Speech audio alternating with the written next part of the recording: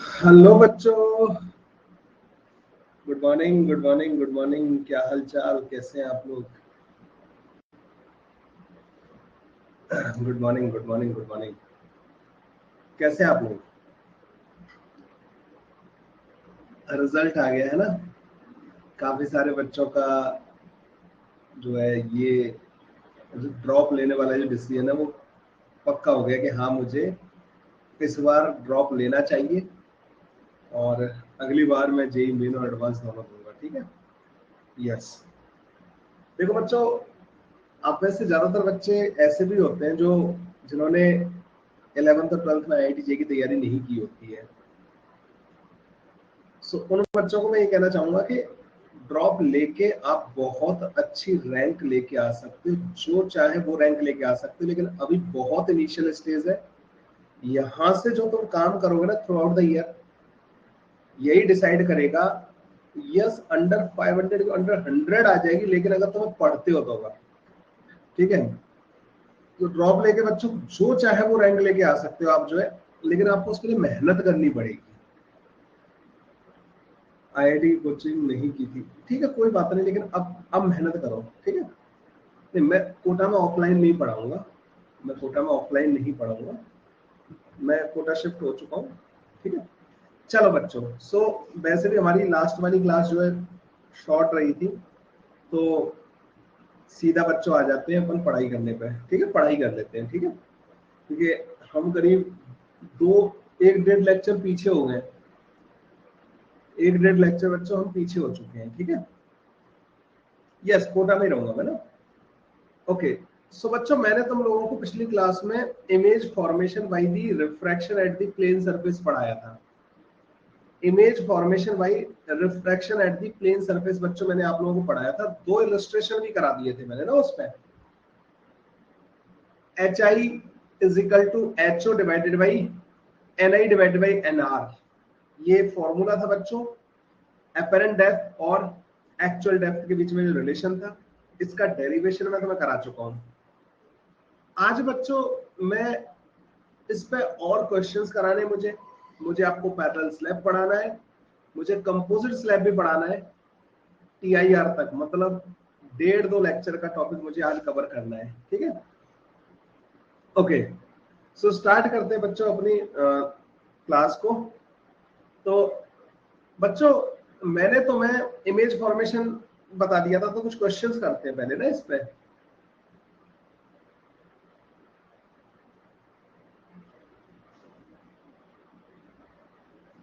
Question number 1,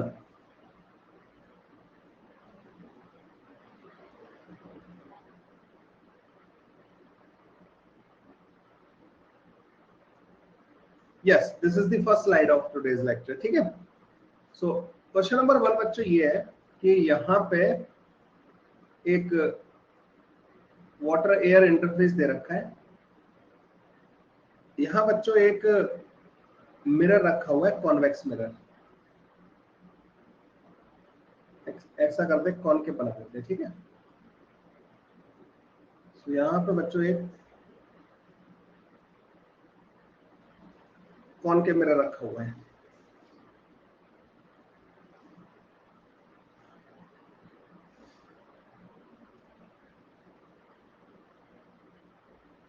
इस concave mirror की जो रेडियस ऑफ कर्वेचर है दैट इज 20 सेंटीमीटर। बच्चों यहाँ पे ये इसकी प्रिंसिपल एक्सिस हो गई।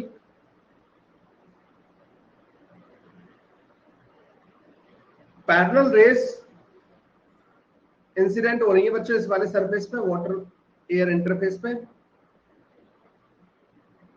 ये वाटर एयर इंटरफेस हो गया, यहाँ पे पैरेलल रेज इंसिडेंट हो रही है इस तरीके से। ठीक है, ये एयर है and this is water. N W बच्चों 4/3 के बराबर दे रखा है, एयर का बच्चों 1 के बराबर दे रखा है। ठीक है बच्चों, ये जो डिस्टेंस है, this distance is equal to 10 centimetre. ठीक है, ये डिस्टेंस, एक मिनट ना, एक मिनट। और रेडियस ऑफ कर्वेचर को बच्चों कर लेते हैं 40।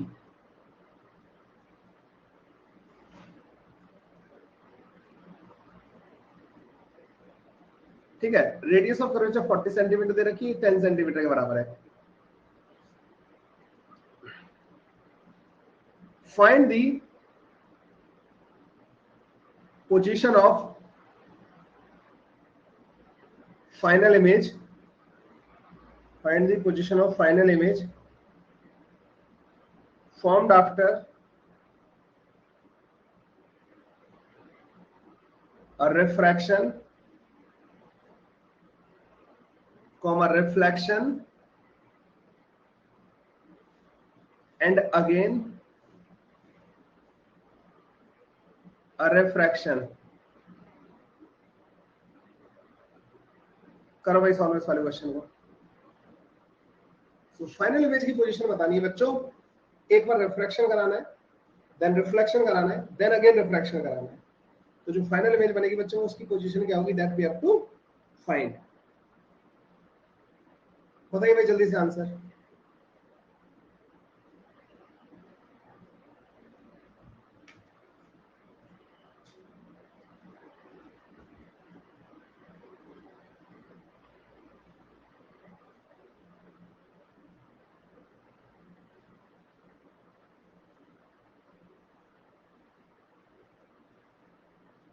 फाइनल इमेज मतलब सारी इमेजेस आपको कंसीडर करनी है।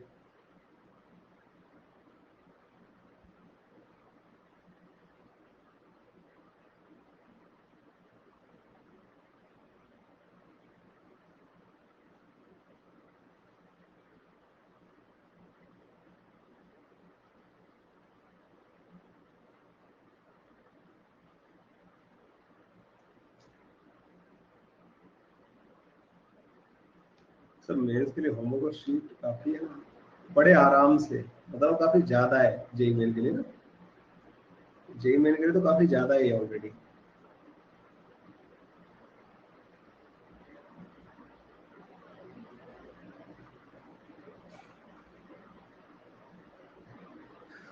बताओ भाई जल्दी से क्या आएगा इस वाले का आंसर।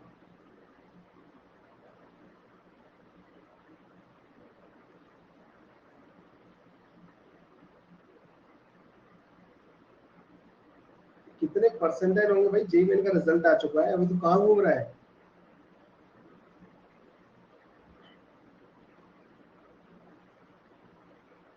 टेन सेंटीमीटर बच्चों इस सरफेस से इसका डिस्टेंस दे रखा है मिरर का, मिरर और सरफेस के बीच का डिस्टेंस 10 सेंटीमीटर है। 15 सेंटीमीटर बिलो द सरफेस, 20/7। चलो बच्चों मुझे लगता है कि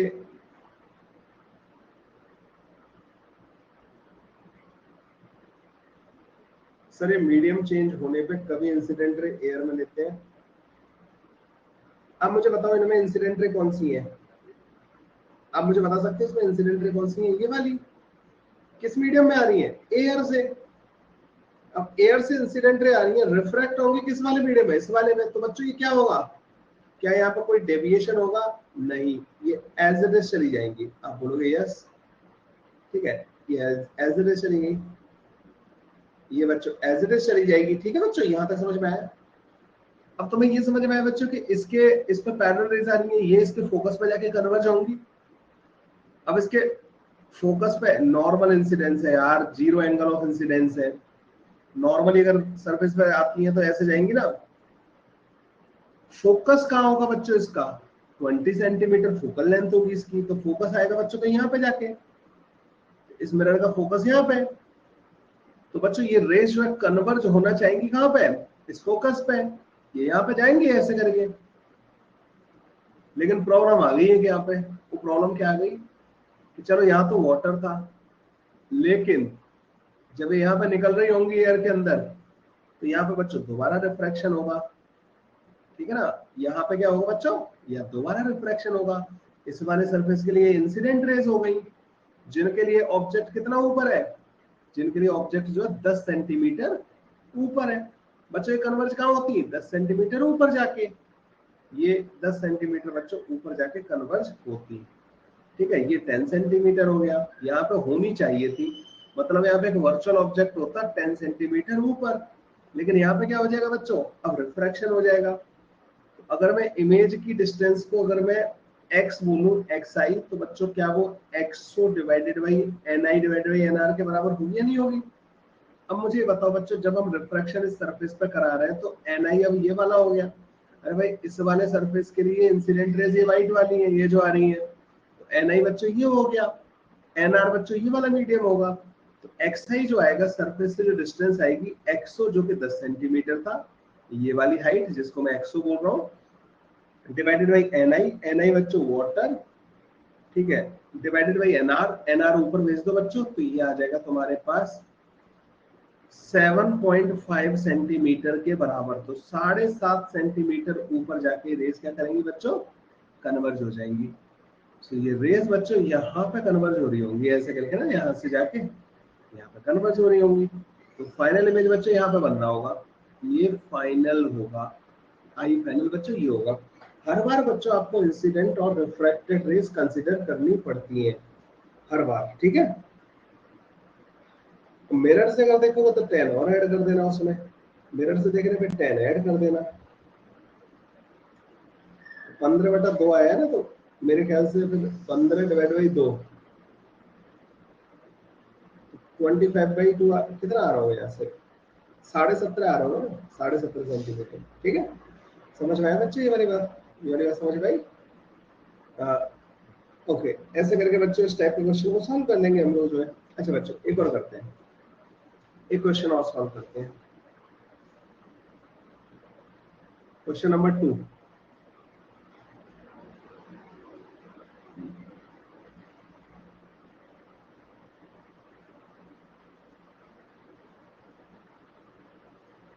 ये सरफेस है बच्चों, ठीक है, यहाँ पे एक कॉन्वेक्स मिरर रखा हुआ है,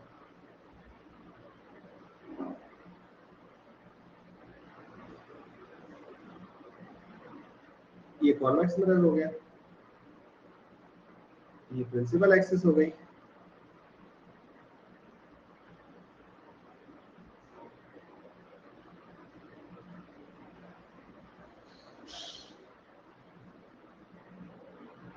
ठीक है। अब इस कॉन्वेक्स मिरर की जो रेडियस ऑफ कर्वेचर है बच्चों, दैट इज 20 सेंटीमीटर, ठीक है, दैट इज 20 सेंटीमीटर। बच्चों ये जो डिस्टेंस है ना, ये वाली, ये दे रखी है बच्चों हमें 25 सेंटीमीटर के बराबर, ठीक है। अच्छा, there is an object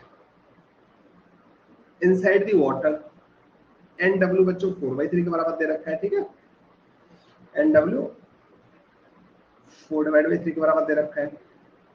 water में जो ऑब्जेक्ट की जो डेप्थ है ना बच्चों, that is also given as 10 centimetre, ये बच्चों 10 सेंटीमीटर के बराबर दे रखी है।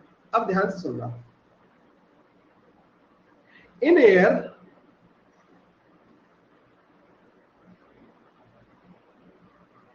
two images are seen, one from direct refraction at the plane surface, from direct refraction at plane surface। एक तो बच्चों डायरेक्ट रिफ्रैक्शन जो हो रहा है ना प्लेन सरफेस पे, उससे एक रे तो दिखाई दे रही होगी, and number 2 is a reflection at mirror and refraction at plane surface. Find the distance between both the images. Find the distance between both the images, ठीक है बच्चों, दोनों इमेजेस के बीच का डिस्टेंस आप लोगों को मुझे बताना है। आपको केस समझ में आ गया है? तो बच्चों जो डायरेक्ट बाहर रे आ रही होंगी उनसे इमेज बनवाना है, एक जो मिरर पे जाएंगी, मिरर से वापस लौट के आएंगी, फिर सरफेस पे रिफ्लेक्ट होंगी, फिर एयर में निकलेंगी, उनकी वजह से बच्चों इमेज फॉर्मेशन कराना है, ठीक है। इन दोनों की वजह से बच्चों इमेज फॉर्मेशन हमें करवाना है।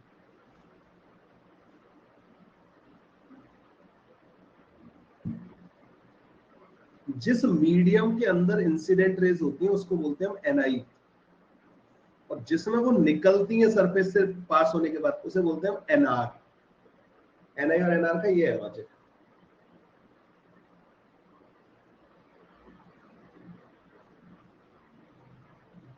बच्चों इस ऑब्जेक्ट से रेस तो हर तरफ निकल रही होंगी, एक तो ऊपर की तरफ जा रही होंगी, उनसे जो इमेज बनेगा उसको पहला इमेज बोल दिया मैंने। जो नीचे जा रही होंगी मिरर पे आएंगी और फिर मिरर से लौट के जाएंगी ऊपर और फिर सरफेस से निकल के बाहर एयर में आएंगी, उनसे जो इमेज बनेगा उसको मैं सेकंड इमेज बोल रहा हूँ। उन दोनों इमेजेस के बीच का डिस्टेंस मुझे कैलकुलेट करना है।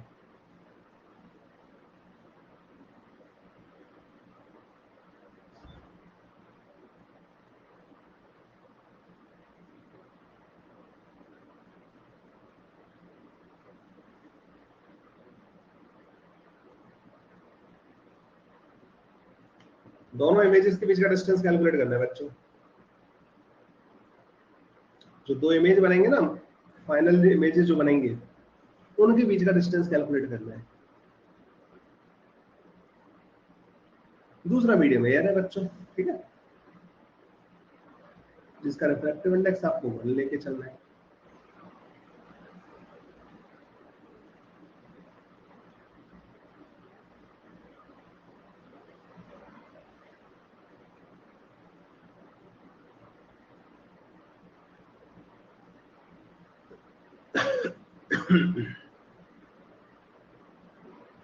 कर लिया आप लोगों ने सॉल्व?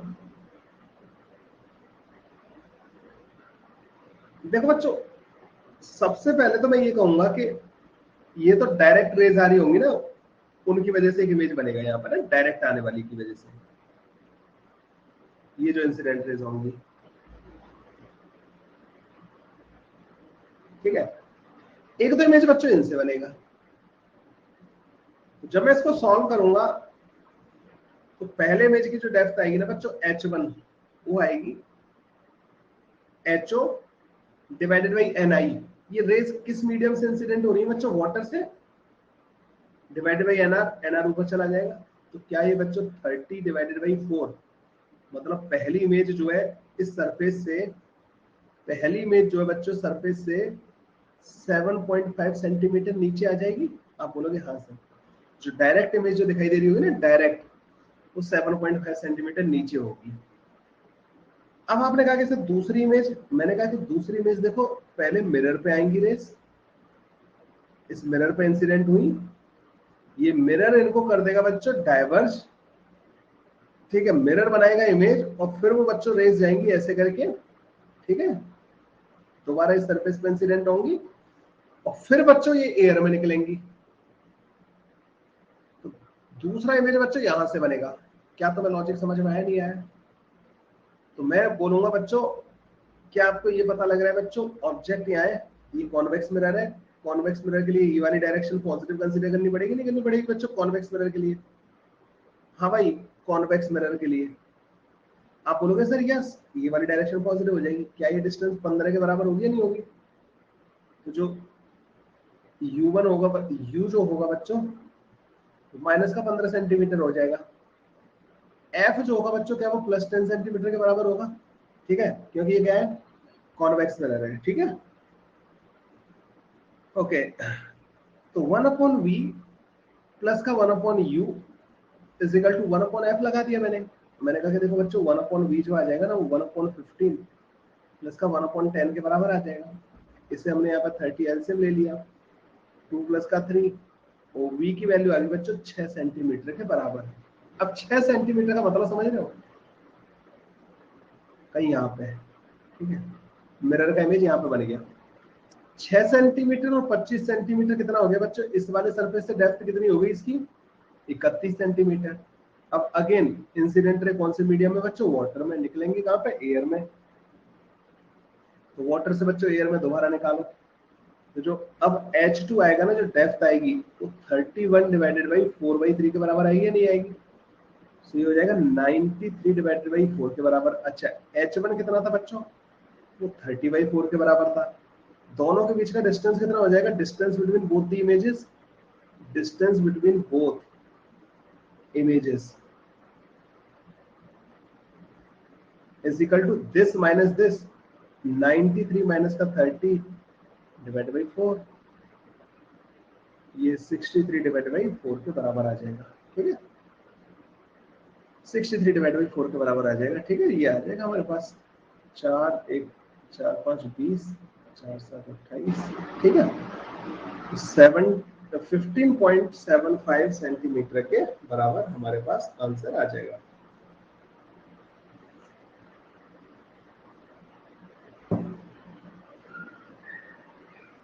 पिछले वाले में मिरर फॉर्मूला यूज करने की जरूरत नहीं पड़ी, बिकॉज उसमें पैरेलल रेस थी, मुझे पता है वो डायरेक्ट फोकस पे इमेज फॉर्म करेगा।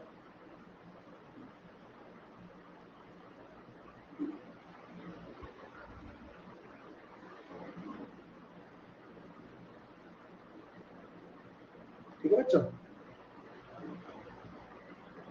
देखो भाई, पहले मैंने मिरर पे बनाई है इमेज, मिरर के बाद सरफेस पे रिफ्लेक्शन कराया है। ठीक है, मुझे नहीं लगता इसमें कोई गुंजाइश रही है। अब लिख लो बच्चों, जल्दी से नोट कर लो।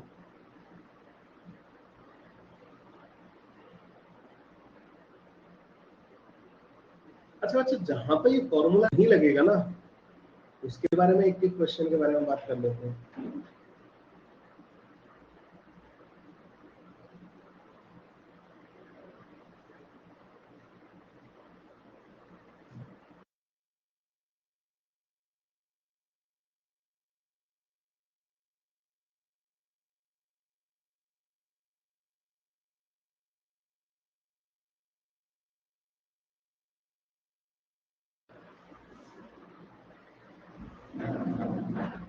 हाँ भाई, ठीक है, ये हो गया यहाँ तक बच्चों।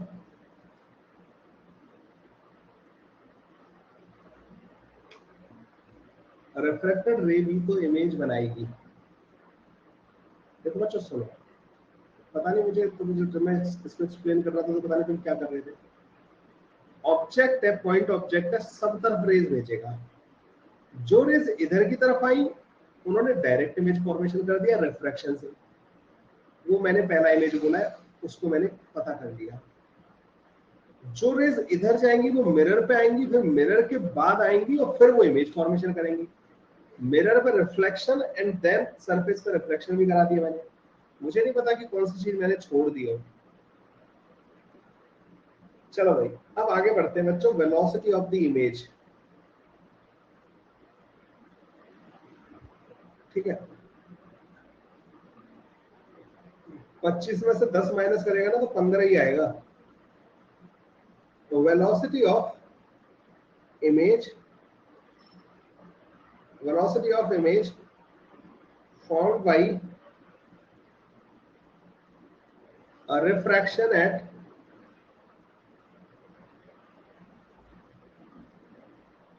plane surface. So velocity of image formed by refraction at the plane surface। बच्चों बच्चों मान लो एक ये प्लेन सरफेस दे रखा है और यहाँ पे बच्चों एक ऑब्जेक्ट है किसी डेप्थ पे। ठीक है, अपन ने उस डेप्थ को बोला था बच्चों एचओ के बराबर। अच्छा, ये जो डेप्थ होती है बच्चों किसके रेस्पेक्ट में होती है? आप बोलोगे सर सरफेस के रेस्पेक्ट में। ये जो डेप्थ हम लिखते हैं बच्चों, वो सरफेस के रेस्पेक्ट में लिखते हैं हम लोग ना। तो मैंने बोला बच्चों ये एचओ के बराबर हो गई। ठीक है, एचओ के बराबर हो गया ये।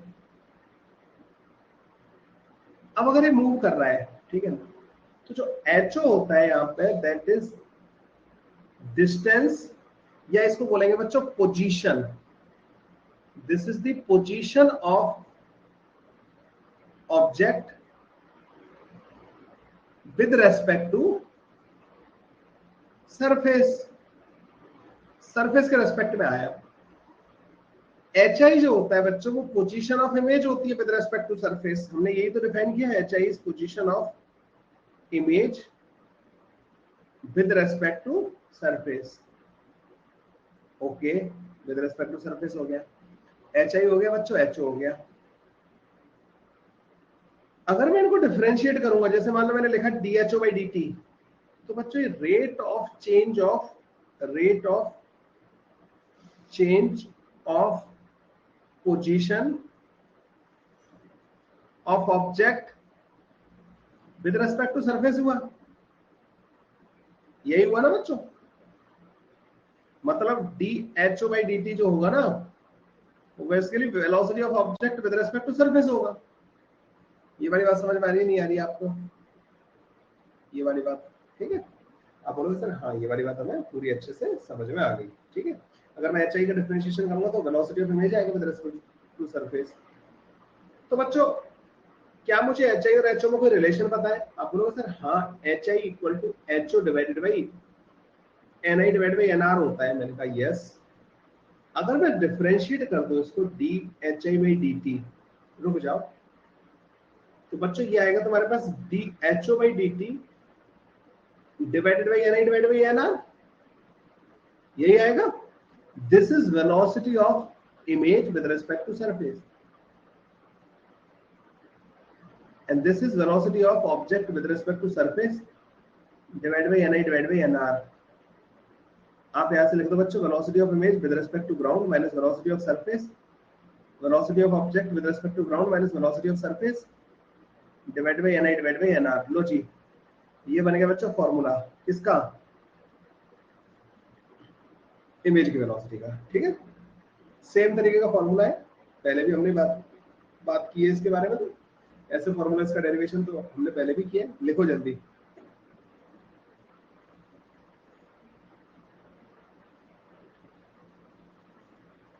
लिख लो पहले तुम लोग ना।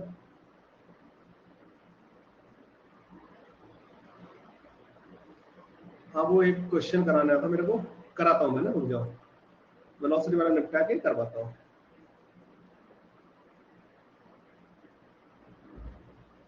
यस बच्चों, एक्चुअली क्या है कि अगर हॉरिजॉन्टली मूव कर रहा होगा ना तो फिर हमें ऑब्जर्वर को भी मूव कराना पड़ेगा, सारा खेल खत्म हो जाएगा फिर वहां पर ना।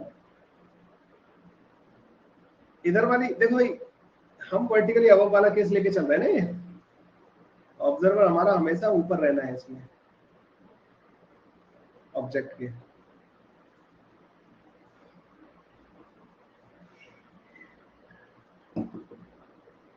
यस, वीएस जो मतलब सरफेस की वेलोसिटी है। कई बार क्या है सरफेस की भी हाइट घट बढ़ रही होती है, ठीक है। जैसे एक टैंक के उसमें फिश है और टैंक में नीचे होल कर दिया, वाटर लेवल डाउन आएगा उसका, या तो ऊपर से भरते जा रहे हो पानी उसमें किसी तरीके से, तो लेवल को भी तुम चेंज कर सकते हो, ऐसा नहीं है।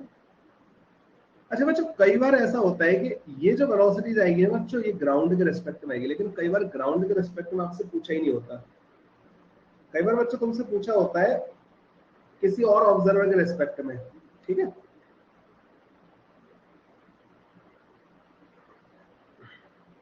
यहाँ तक लिख लिया आप लोगों ने। अब एक स्पेशल केस बता देता हूँ बच्चों ना मैं, जस्ट एक स्पेशल केस। मान लीजिए कि आपका ऑब्जर्वर भी मूव कर रहा है, सरफेस भी मूव कर रहा है, मतलब सब कुछ मोशन में, ठीक है। ये आपका ऑब्जर्वर है देखने वाला, और ये मूविंग है। बच्चों यहाँ पे आपका जो ऑब्जेक्ट है वो भी मूविंग है,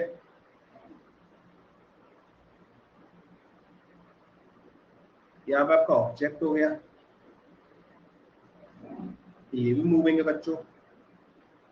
this is your surface which is also moving, ठीक है।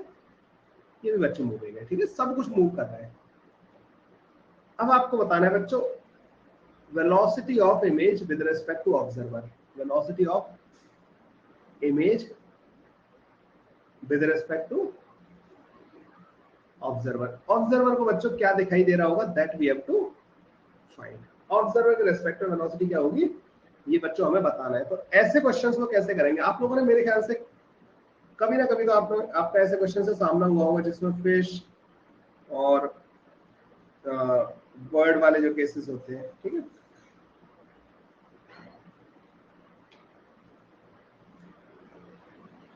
हाँ तो बच्चों उनको करने का एक सही तरीका बता रहा हूँ आपको। बच्चों अगर मुझे ये पता लग जाए कि ऑब्जर्वर के रेस्पेक्ट में जो इमेज है उसकी पोजीशन क्या है, उसको अगर मैं डिफरेंशिएट कर दूं तो velocity of image with respect to observer आ जाएगी, नहीं आ जाएगी डायरेक्ट। मुझे ऑब्जर्वर के रेस्पेक्ट में ऑब्जेक्ट की पोजीशन का एक रिलेशन पता लग जाए, ठीक है।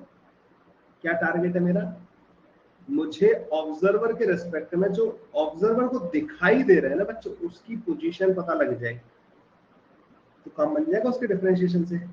बच्चों अपनी तरफ से थोड़ी जुगाड़ किया करो यहाँ पर ना। इसको मान लिया करो बच्चों एक्स एक्सिस, इसको मान लिया करो बच्चों वाई एक्सिस, ठीक है। दोनों आपने, ये वाई एक्सिस हो गई, ये बच्चों सॉरी मैं एक्सिस नहीं बोल रहा हूँ, गलत बोल रहा हूँ, डिस्टेंस, ठीक है। इसे बोल दो बच्चों एक्स और इसको बोल दो वाई, कोई परेशानी बच्चों। क्या इस ऑब्जर्वर को ये इमेज यहाँ पे दिखाई देगा, क्या ऑब्जर्वर को object x plus y distance में दिखाई देगा भाई, क्या ऑब्जर्वर को ऑब्जेक्ट जो है एक्स प्लस वाई डिस्टेंस में दिखाई देगा, नहीं, वो तो एक्चुअल है, ये तो एक्चुअल डेप्थ है, उसको दिखाई तो वो कहीं और ही देगा। आप बोलोगे सर वो दिखाई कहाँ देगा, तो मैं कहूंगा कि इसका इमेज फॉर्मेशन से पता है तुम्हें वो कहाँ दिखाई देगा, एयर में या कोई भी मीडियम है उसमें ऐसे करके आ रही होगी ना ये रेस। आपने कहा हाँ सर, एक्चुअल में उसको यहाँ दिखाई देगा बच्चों ना, ये दिखाई देगा, ये चीज दिखाई देगी उसको ना। तो मैं ये कह रहा हूं कि position of image with respect to observer, क्या बच्चों मुझे कोई ये बता सकता है कितना आएगा। आप बोलोगे सर वो आएगा x divided by ni divided by nr के बराबर। मैं कहूंगा हाँ यही आएगा, उसमें y ऐड करना पड़ेगा, y ऐड करना पड़ेगा नहीं करना पड़ेगा। तो ये आ गया बच्चों position of image with respect to observer, ये आ गया हमारे पास। बस बच्चों इसको कर देना differentiate, d r i with respect to o divide by D t. तो ये तो ऐसे ही रखना बच्चों n i divide by N R, ये तो एज इट इज रखना, ये आ जाएगा बच्चों तुम्हारे पास D X by D T और ये आ जाएगा बच्चों D Y by D T, ठीक है। क्या कोई मुझे ये बता सकता है D Y by D T लिख सकता हूं मैं, क्या मैं D X by D T लिख सकता हूँ, ठीक है। D Y by D T D X by D T की वैल्यूज बस पुट करनी है, ये हो जाती है आंसर।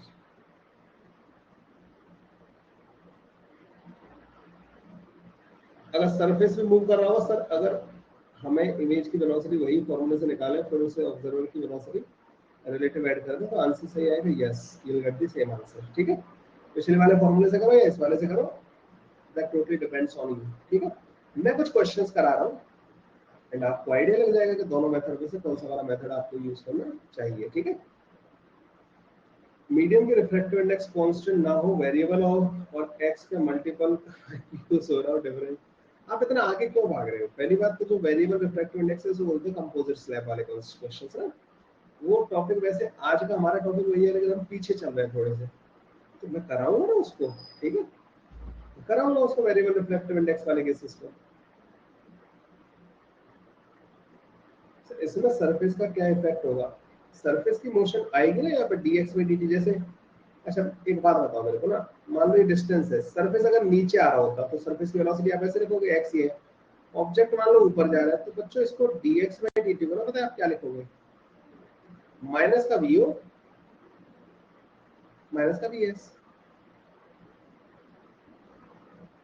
घट रहा है ना dx बाई dt, समझ में आया ये चीज। तो मैं बता रहा हूँ ना, ये क्वेश्चन करा रहा हूँ आप लोगों को पूरा क्लियर हो जाएगा। तुम लिख लो पहले ना यहाँ पर, पूरा लिख लो तुम।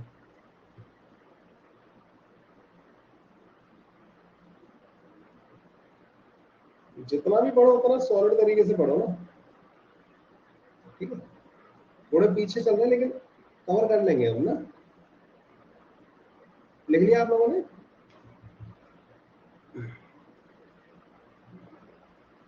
आ जाओ भाई कुछ क्वेश्चंस करवा देता हूँ तुम्हें।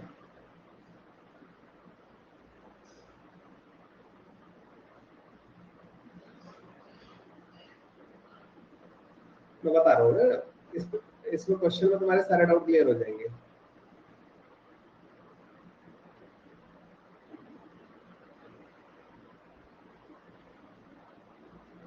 करो भाई इस वाले क्वेश्चन को ना। अच्छा, ये हाइट बच्चों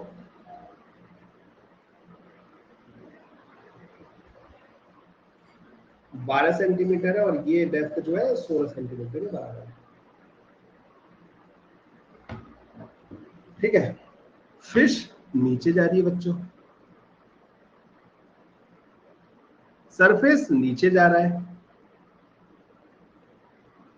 बर्ड बच्चों वो भी नीचे आ रही है 8 मीटर पर सेकंड से। ठीक है, the speed of the bird with respect to fish in meter per second at a given instant if water surface is moving downward with 2 meter per second। ठीक है, सो ये क्वेश्चन है बच्चों, इसमें तुम्हारे सारे डाउट क्लियर हो जाने हैं। आपको जो डाउट क्वेश्चन समझ में नहीं आया दोबारा पढ़ोगे, एक बार दोबारा पढ़ के देखो तब समझ में आ जाएगा शायद।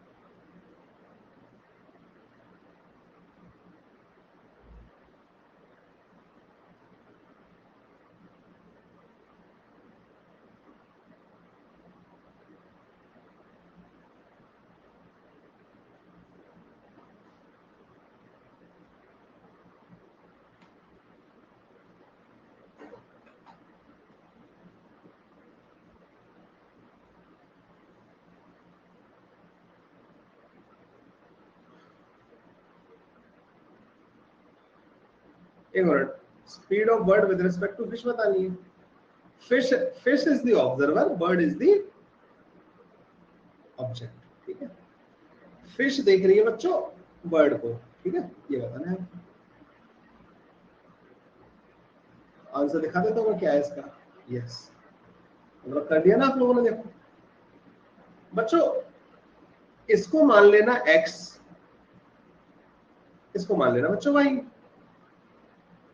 ठीक है, अब पहले तो बच्चों इसकी ऐसे इमेज बनेगी यहाँ पे कहीं, क्योंकि देखो फिश को ये वर्ड यहाँ तो दिखाई नहीं देने वाली। ठीक है, ये आएगी बच्चों ऐसे कुछ इमेज बनेगी, यहाँ पे आएंगी रेज ऐसे। ठीक है, ये ऊपर दिखाई दे रही होगी। आप लिखोगे, देखिए जी, position of bird with respect to fish that is equal to x divided by ni। ni बच्चों यहाँ पे 1 के बराबर होगा, nr बच्चों 4/3 के बराबर होगा। प्लस का y और ऐड कर देना, क्योंकि ये डिस्टेंस आती है सरफेस से, तो सरफेस वाली डिस्टेंस में क्या करना होता है हमें बच्चों, y को ऐड करना होता है, ये डिस्टेंस ऐड करनी पड़ेगी। ये आ गई बच्चों बर्ड की velocity with respect to fish आ गई।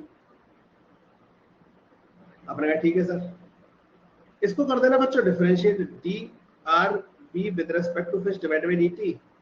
एंड अगर आप इसको देखोगे तो आ जाएगा 4/3 dx by dt प्लस का dy by dt। आपने कहा हाँ सर बिल्कुल सही है। अब बच्चों x को देखना, x बच्चों ये डिस्टेंस है, किस किसकी, बर्ड और इसके बीच की डिस्टेंस। देखो सरफेस नीचे जा रहा है तो तुम्हें पता है वो x को बढ़ा रहा होगा, और बर्ड नीचे आ रही है, मतलब अरे तुम बताओ, तुम्हारा फ्रेंड यहाँ पे खड़ा है, तुम यहाँ खड़े हो,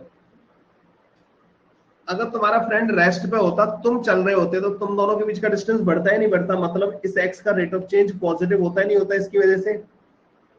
तुम यहाँ चुपचाप खड़े हो, लेकिन तुम्हारा फ्रेंड तुम्हारी तरफ आ रहा है विद 8 मीटर पर सेकेंड, तो क्या तुम्हारे बीच का डिस्टेंस घट रहा होता, नहीं घट रहा होता? फिर आप इसको dx by dt को -8 बोलते हैं नहीं बोलते? आप कहोगे हाँ सर, तो ये आएगा बच्चों 4/3 माइनस का 8 प्लस का 2। ठीक है, अच्छा y के बारे में बात करते हैं बच्चों। सरफेस नीचे आ रहा है और फिश नीचे जा रही है, तो देखो ये y को बढ़ा रहा है और ये y को घटा रहा है, तो प्लस का 4 माइनस का 2 भी आ जाएगा यहाँ पे।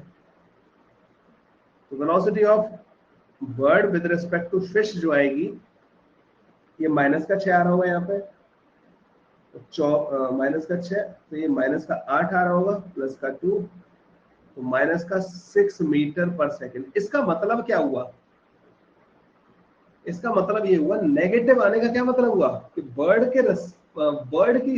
और फिश के बीच का डिस्टेंस घट रहा होगा, मतलब फिश को बर्ड नीचे आती दिखाई देगी, उसकी तरफ आती दिखाई देगी, बर्ड और फिश के बीच का डिस्टेंस कम हो रहा है। ठीक है, तो आप इसको ऐसे भी बोल सकते हो 6 मीटर पर सेकेंड टुवर्ड्स द फिश। ठीक है, ये वाली बात समझ में आई है आपको? देखो बच्चों, बर्ड की स्पीड मैक्स बड़ी है छोटी है, ये लफड़े नहीं लगाने आपको ना, सिंपल सा ये कॉन्सेप्ट है। क्या आपको अब समझ में आ गया कि वो dx/dt dy/dt जो कंफ्यूजन हमारे वो दूर हो रहे हैं, हो रहे हैं यहाँ से? अगर अभी भी कंफ्यूजन बचे हैं बच्चों, तो जल्दी से इस वाले क्वेश्चन को करके दिखा दो। पहले इसको नोट कर लो तुम लोग ना, इस वाले को नोट कर दो।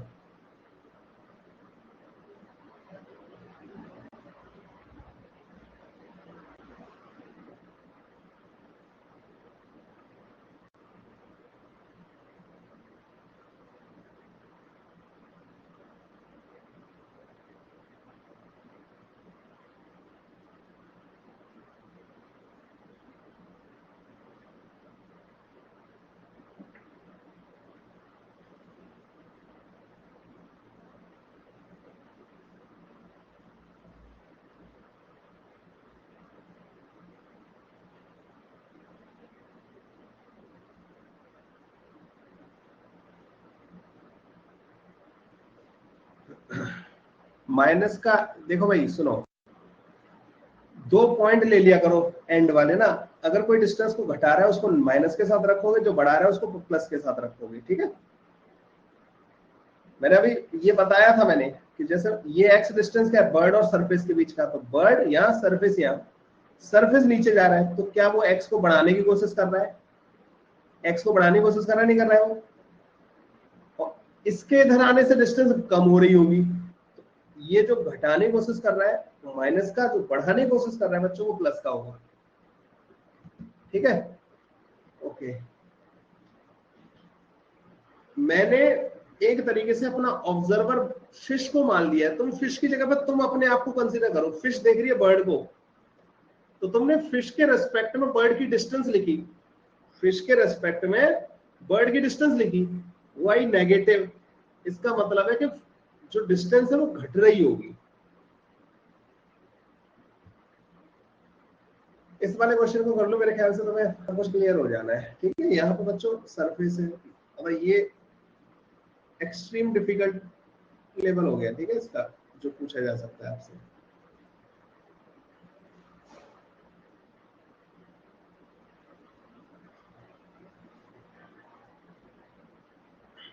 करो भाई सॉल्व इस वाले को।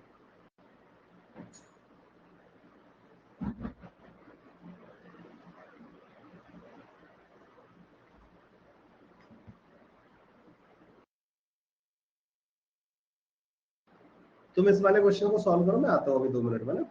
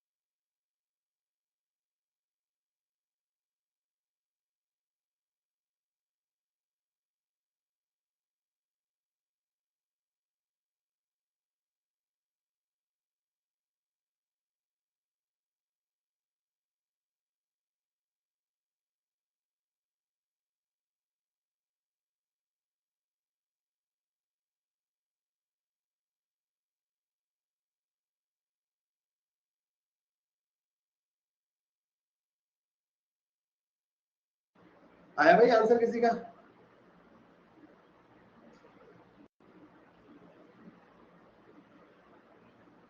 इसमें इन्होंने बोला find out the speed of the image of the fish which is formed after reflection through the concave mirror at the instant shown.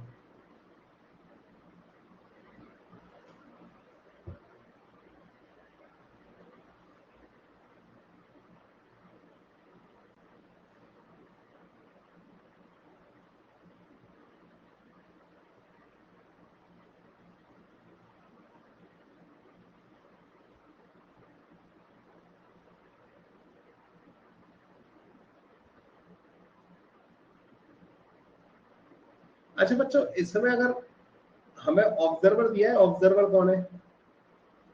क्या हमें ऑब्जर्वर गिवन है? इन्होंने सिंपली ये बोला find out the speed of the image of fish which is formed after reflection through concave mirror at the instant shown. तो बच्चों जब कुछ नहीं गिवन होता है ना, तो हम उसको ग्राउंड के रिस्पेक्ट में बात कर रहे होते हैं, ठीक है। स्टेशनरी ऑब्जर्वर लेते हैं जो हवा में मानेंगे, या अगर उससे आंसर मैच नहीं हुआ, अगर उससे आंसर मैच नहीं हुआ, कोई ऑप्शन नहीं मैच कर रहा है, तो एक चीज दिमाग में रखनी है कि शायद फिश ही खुद देख रही हो अपने आप को, लेकिन दैट इज सेकंड पॉसिबिलिटी, ठीक है। कई बार क्या होता है कि जेईई मेन वगैरह में या कभी ऐसे क्वेश्चन भी आ जाते हैं कि हमने तो ये डिफाइन ही नहीं किया था, लेकिन मतलब इन जनरल तो बच्चों ग्राउंड लिया जाता है। तो मैं पहले इसको सॉल्व करूंगा ग्राउंड के लिए, ठीक है। फिश तो नहीं देख रही होगी, ग्राउंड के लिए मैं इसको सॉल्व करूंगा। तो मेरे को क्वेश्चन को पढ़ने के बाद यही इंप्रेशन आ रहा है कि दिस इज मतलब velocity of image with respect to ground we have to find, ठीक है।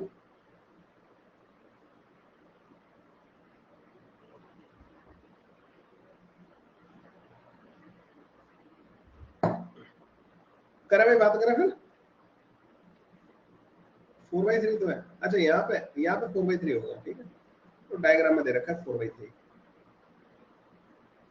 करें भाई, सॉल्व करें।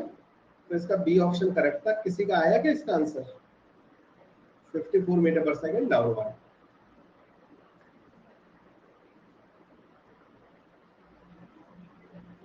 ओके बच्चों, पहले तो एक सबसे पहला काम करना कि इमेज पता करना कि इमेज बनेगी कहाँ, ठीक है भाई। ग्राउंड पे अगर मान लो यहाँ पे कोई ऑब्जर्वर है, ठीक है, यहाँ पे एक ऑब्जर्वर है, उसको इमेज कहाँ पे दिखाई दे रही होगी, ठीक है। अब ध्यान से सुनना भाई, एडवांस क्वेश्चन है ये, तो थोड़ा समझ के हर बात को रिपीट मत करवाना बस मेरे पे ना इसको, क्योंकि ये एक एक्स्ट्रा क्वेश्चन है जिसको सॉल्व कराए जाने की जरूरत नहीं थी, ठीक है, जिसको सॉल्व कराए जाने की जरूरत नहीं थी। तीन चीजें डिफाइन करनी पड़ेंगी मेरे को ना, तीन वेरिएबल लेके चलने पड़ेंगे। ये एक्स होगा, ये वाई होगा और ये जेड होगा, ठीक है। एक्स वाई और जेड तीनों मैंने यहाँ पे इस तरीके से डिफाइन कर दिए। जेड किस किस के बीच का डिस्टेंस है बच्चों? ऑब्जर्वर और मिरर के बीच का। हाँ, लेकिन कोई ना कोई तो डिफाइन करना पड़ेगा ना, और वो रेस्ट पे है, ठीक है, ऑब्जर्वर रेस्ट पे। बच्चों सबसे पहले काम होगा, यहाँ पे ऐसे रेज आएंगी और एयर पे निकलेंगी और वो मिरर पे इंसिडेंट होंगी। मिरर उनको भेजेगा बच्चों कहीं ना कहीं ऐसे करके, मान लो यहाँ पे उसने कन्वर्ज करा दिया मिरर ने, तो ये बनेगा बच्चों इमेज, ठीक है। मुझे इस ऑब्जर्वर के रेस्पेक्ट में इमेज का पोजीशन पता करना है, ये R image with respect to observer कहलाएगा। Position of image with respect to observer, ये मुझे पता करना है। आई बात समझ में? Position of image with respect to observer मुझे पता करनी है। ये पता कर लिया, काम खत्म हो जाएगा, उसका डिफरेंशिएशन कर देना है। अच्छा पहले देखो बच्चों, सबसे पहले इमेज तो कहीं यहाँ पे बनेगी, ठीक है। ये डिस्टेंस हो जाएगी बच्चों x divide by N i divide by N r, 4/3 के बराबर हो जाएगी, ठीक है। ये डिस्टेंस इतनी होगी। फिर बच्चों u का काम कौन करेगा? u का काम करेगा बच्चों माइनस का y plus 3x divided by 4, ये u का काम करेगा। हाँ भाई, इसके पोल से ये इमेज जो है ना, ये पहली जो इमेज बनी है इस वाले सरफेस पे, जब रेज यहाँ से निकलेंगी ना तो इस सरफेस पे रिफ्लेक्शन हुआ, उसने इमेज यहाँ पे बनाया, ये इसके लिए ऑब्जेक्ट की तरह काम करेगा, तो ये u का काम करेगा बच्चों। f बच्चों हमें दे रखा है -50 के बराबर, मैंने कहा ठीक है। अब बच्चों v कहाँ बनेगा, v, तो इमेज जो बनेगी ना बच्चों इस पोल के रिस्पेक्ट में, तो 1/v प्लस का 1/u is equal to 1/f, ये आ जाएगा हमारे पास 1/v प्लस का 1/u is equal to 1/f। अगर मैं इसको डिफरेंशिएट कर दूं बच्चों तो ये आएगा माइनस का 1/v square dv divided by dt minus का 1/u square du divided by dt is equal to 0। ये बनेगा नहीं बनेगा बच्चों? एक काम करते हैं बच्चों ना, इमेज की वेलोसिटी ना, तुम्हें पता है dv बाई dt क्या होता है? मुझे ऑब्जर्वर नहीं जाना, ये क्या होता है? ये velocity of image with respect to mirror होती है, नहीं होती है, आपको याद हो तो? और ये du बाई dt क्या होता है बच्चों? Velocity of object with respect to mirror. ये मैंने तुम्हें कराए थे बच्चों उधर, ठीक है, मिरर वाले क्वेश्चंस में। तो मैं बच्चों ये पता कर ले रहा हूँ, फिर मैं मिरर वाला फंडा लगा के ग्राउंड के रिस्पेक्ट में पता कर लूंगा। तो मैं पता है कि velocity of image with respect to mirror का मतलब होता है वेलोसिटी ऑफ इमेज माइनस का वेलोसिटी ऑफ मिरर, ये कर लूंगा मैं, ठीक है। अच्छा, मैं क्या मैं du बाई dt मेरे को पता है? आपने कहा हाँ सर du बाई dt तो अपन को पता है, कैसे पता है? इसका कर देंगे डिफरेंशिएशन, ये दे रखा मुझे u, इसका बच्चे जब मैंने डिफरेंशिएशन किया तो ये आएगा माइनस का dy बाई dt, माइनस बाहर कर लेते हैं, ये आएगा 3/4 dx डिवाइडेड बाई dt। तो du बाई dt की वैल्यू आ जाएगी मेरे पास du by dt is equal to minus dy by dx। dy by dt कितना है बच्चों? y क्या है ये? तो y देखो 4 से घट रहा होगा, 2 से बढ़ रहा होगा, -4 प्लस का 2 प्लस का 3/4। हाँ भाई, dx बाई dt का x क्या है? x मैंने इसको माना है, x देखो इसके ऊपर जाने से भी घट रहा है और इसके नीचे आने से भी घट रहा है, तो -6 माइनस का 2। तो बच्चों मेरे पास du बाई dt की वैल्यू आ गई। du बाई dt कितना आ गया मेरे पास? -2, ये आ रहा होगा 8 माइनस का 6, -2 और -6 कितने हो गए बच्चों? -8, ये आ जाएगा बच्चों 8 मीटर पर सेकंड के बराबर। पहला पार्ट हो गया बच्चों dy बाई dt वाला, 8 मीटर पर सेकंड, जो यहाँ पे मुझे चाहिए था ये आ गया मेरे पास ना प्लस का। अच्छा बच्चों, एक प्रॉब्लम और है, मुझे ये v स्क्वायर और u स्क्वायर की वैल्यू भी चाहिए, तो u अब वैल्यूज पुट करनी पड़ेगी मुझे इसमें ना इनकी, क्योंकि इस इंस्टेंट में v और u की एक्चुअल वैल्यू क्या है। तो मैं y की वैल्यू रखूंगा 15, इसकी वैल्यू रखूंगा बच्चों 15, तो 15 15 30 हो गया। देखो 20 रखोगे ना तो 5 15 और 15 30 हो गया, u -30 के बराबर हो गया। तो 1/v प्लस का 1/-30 is equal to 1/f। f बच्चों 50 के बराबर दे रखा है। अच्छा, f 50 के बराबर इसमें भी मिल गया क्या? फोकल लेंथ 50 सेंटीमीटर के बराबर है, ठीक है। तो 1/v की वैल्यू आ जाएगी बच्चों यहाँ पे मेरे पास। अच्छा, कौन सा मिला है? कॉनकेव, तो f होगा -50, तो ये आ जाएगा 30 माइनस का 1/50, और ये बनेगा बच्चों तुम्हारे पास 155 माइनस का 3। तो v की वैल्यू बच्चों 75 के बराबर आ रही होगी। तो जो dv बाई dt आएगा ना बच्चों, dv बाई dt वो माइनस का v square divided by u square du by dt which is 8, इसके बराबर आ जाएगा। तो माइनस का v स्क्वायर मतलब 75। अच्छा, प्लस का आएगा क्या? यस, खैर उससे कोई फर्क नहीं पड़ रहा, डिवाइड बाई 30 का स्क्वायर इंटू 8 बनेगा, नहीं बनेगा? आपने कहा हाँ सर। ये बनेगा बच्चों 10 बार काट देंगे इसको, और ये सर 25 बार कटेगा।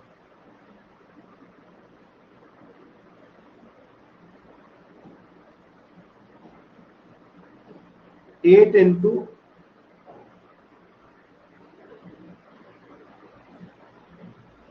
नेगेटिव का, ठीक है। तो velocity of image with respect to mirror जो आ गई ना बच्चों, मिरर के रिस्पेक्ट में, माइनस का 25 8 220 कितनी आ गई है? 50, मीटर पर सेकंड। ठीक है, तो ये होगी बच्चों velocity of image minus velocity of mirror is equal to minus का 50।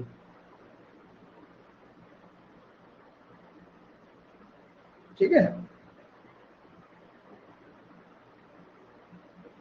अब मिरर की वेलोसिटी किधर है बच्चों?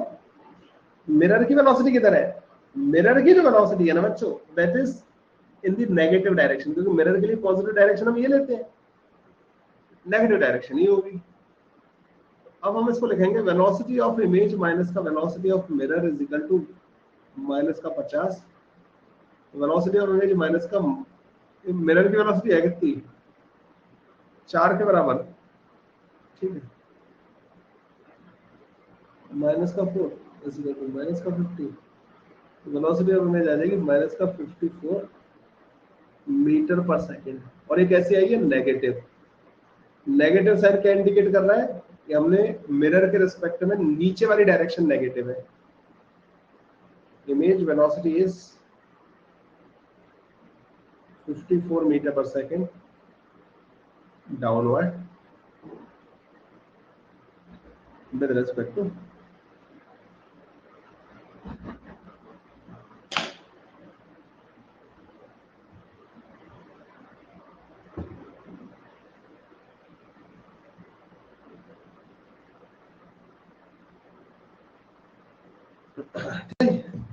अच्छा, ये तो मैंने इस वाले मेथड से किया है, आप इसको बच्चों दूसरे मेथड से भी कर सकते थे। ठीक है, आप पहले सरफेस से वेलोसिटी पता करो। ठीक है, जैसे आपने किया वो जो ग्राउंड के रिस्पेक्ट में, मतलब जो पहला इमेज बना बच्चों सरफेस पे, उसकी वेलोसिटी पता कर लो। वो फिर मिरर के लिए ऑब्जेक्ट की तरह काम करेगा। फिर वहां पे बच्चों फिर मिरर मिरर वाला क्वेश्चन हो गया ना, तो खत्म। मुझे लगता है कि वो वाला ज्यादा इजी पड़ेगा इसमें। ठीक है, पर जनरली मैंने देखा है बच्चों ये मेथड ज्यादा आसान रहता है। ठीक है, जनरली ये मेथड ज्यादा आसान रहता है। अगर कोई करना चाहे, उसे कहा नहीं मेरे को तो ये मेथड बहुत लेंथी लग रहा है, तो बच्चों कुछ नहीं, आप सिंपल सा है, पहले इस मिरर के लिए जो इमेज है, मिरर के लिए जो ऑब्जेक्ट है, उसकी वेलोसिटी पता कर लो। अच्छा, मिरर के लिए ऑब्जेक्ट जो है बच्चों, क्या तुम ये समझ पा रहे हो? इस मिरर के लिए जो ऑब्जेक्ट है वो 30 सेंटीमीटर है, एफ हो गया 50 के बराबर। इस मिरर के लिए जो ऑब्जेक्ट है वो तो 30 सेंटीमीटर है। अभी मैंने बताया ना वो उसकी इमेज फॉर्मेशन, तो 30 सेंटीमीटर है। इस मिरर के लिए जो ऑब्जेक्ट की तरह काम कर रहा है ना, ये रिफ्रैक्शन से जो बना इमेज है ना, रिफ्रैक्शन से जो बना है, तो ये इसको कैसे पता करोगे? वो जो फॉर्मूला है ना, डायरेक्ट लगा देना, वेलोसिटी ऑफ इमेज माइनस का velocity of surface is equal to 1/ni divided by nr, velocity of object minus का वेलोसिटी ऑफ सरफेस। ये फॉर्मूला डायरेक्ट लिख जाएगा बच्चों। इमेज की वेलोसिटी बच्चों इस मिरर के लिए ग्राउंड के रिस्पेक्ट में आ जाएगी। कैसे आएगी? ni बच्चों वाटर था, तो ये हो जाएगा 4/3 था ना, तो ये 3/4। मैं कर दे रहा हूँ 1 मिनट में ना। वेलोसिटी ऑफ ऑब्जेक्ट बच्चों कितने दे रखी थी हमें? 6 ऊपर की तरफ और 2 ये नीचे की तरफ। ठीक है, तो ऊपर वाली डायरेक्शन को बच्चों मैं पॉजिटिव मान ले रहा हूँ अभी इसके लिए। ठीक है, पहले सरफेस के लिए तो 6 माइनस का -2। ठीक है, ये बनेगा हमारे पास, और सरफेस वाली वेलोसिटी को लाके ऐड कर देना इधर, तो इधर आके ऐड होगी, लेकिन वो नीचे की तरफ इसलिए माइनस हो जाएगी। तो वेलोसिटी ऑफ इमेज आ जाएगा बच्चों, यहाँ पे कितना आ जाएगा? 8, तो 6 माइनस का 2, ये 4 आ जाएगा, 4 मीटर पर सेकेंड। और ये कैसा है बच्चों? पॉजिटिव का मतलब ये ऐसे चल रहा होगा 4 मीटर पर सेकेंड से। ठीक है, ये पहला वाला पार्ट हो गया। अब तुम्हें पता है बच्चों इसका v क्या आया था? 75, u क्या था? माइनस का 30। तो बस अब वो मिरर वाला फॉर्मूला लगा, तो वेलोसिटी ऑफ इमेज माइनस का velocity of mirror is equal to minus का v square divide by u square, velocity of object minus का वेलोसिटी ऑफ मिरर। ये याद है फॉर्मूला? वेलोसिटी ऑफ इमेज ये पूछिए आपसे, माइनस का वेलोसिटी ऑफ मिरर। अब बच्चों अब इस मिरर के लिए ऊपर वाली डायरेक्शन पॉजिटिव, क्योंकि रेज इंसिडेंट ऐसे आ रही है। मिरर मुझे ज्यादा पता है नीचे जा रहा था 4 मीटर पर सेकंड से, माइनस का 4 इज इक्वल टू माइनस का 75 डिवाइडेड बाई 30 का whole square, velocity of object 4 minus का मिरर की वेलोसिटी नीचे की तरफ -4, देखो सेम यही स्टेप बन रहा था उधर भी, देखो लास्ट में जाके ना सेम स्टेप बन रहा था ये वाला। तुम्हें जो पसंद आए ना बच्चों, जस्ट यूज दैट मेथड, ठीक है। मेरा काम था तुम्हें दोनों मेथड सिखाना। अच्छा, डायरेक्ट वालों में वो बहुत आसानी से लग जाता है, ठीक है। वो वाला अब इस मिरर वाले में थोड़ा लेंथी जा रहा है वो वाला मेथड, मैंने तुम्हें सिखा दिया बच्चों ना, ठीक है। मैंने तुम्हें दोनों मेथड सिखा दिए। ये आप पे डिपेंड करता है कौन सा वाला मेथड भी अडॉप्ट करना चाहते हैं। मेरा काम है आपको दोनों चीजों में क्लियरली बता देना। भाई देखिए ये भी है तेरे पास, ये भी मेथड है तेरे पास ना। लिख लो बच्चों जल्दी से।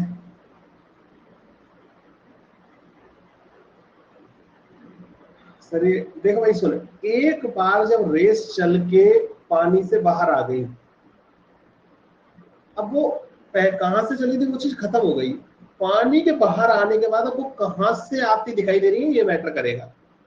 हर बार बच्चों अपने आप को उसके साथ कंसीडर करते जाओ। आपने कहा कि देखिए जी इसको विजुअलाइज ऐसे करो, रेस चली ऑब्जेक्ट से चली, ठीक है। तो पानी के अंदर से देखोगे ना तो तुम्हें वही दिखाई देगा क्योंकि सीधी आ रही है तुम्हारी आंखों में। लेकिन जब वो पानी के बाहर गई ना तो वो डेविएट हो गई। पानी के बाहर अगर किसी की आंख होगी ना तो उसकी आंख में वो अलग जगह से आती दिखाई दे रही होगी, मतलब वहां उसका इमेज हो जाएगा। तो बच्चों ये मैटर करता है कि ऑब्जर्वर कहाँ है, ठीक है। तो पानी के बाहर जो निकलेंगी ना वो यहाँ से निकलेंगी, जो मैंने ये बनाया ना ये यहाँ से। और पानी के बाहर वाली जा रही है मिरर के ऊपर। तो मिरर के लिए जो ऑब्जेक्ट का काम करेगा वो ये करेगा 30 सेंटीमीटर, जो ये आया था अभी हम लोगों ने इसको लिखा था ना, कहाँ गया ये यू जो हमने कैलकुलेट किया था ना, ये यू मिरर के लिए जो यू था।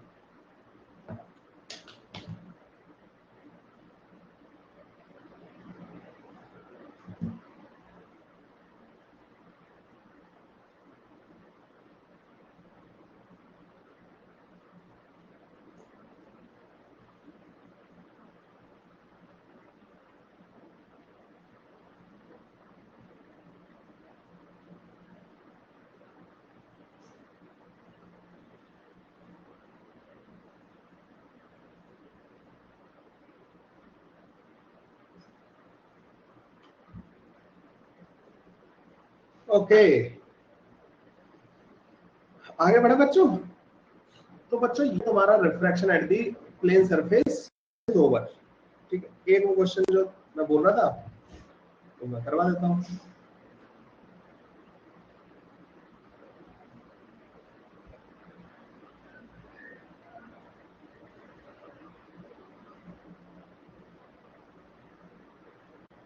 एक क्वेश्चन मतलब थोड़े बहुत ऐसे क्वेश्चन भी आपको देखने को मिल जाएंगे। सो बच्चों यहाँ पे एक टैंक है, इस तरीके का टैंक है,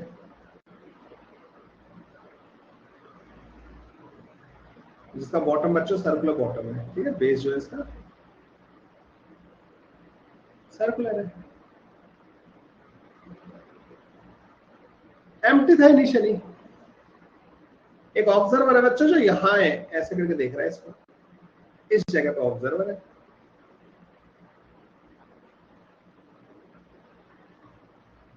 ठीक है। ऑब्जर्वर की आंख बच्चों यहाँ है।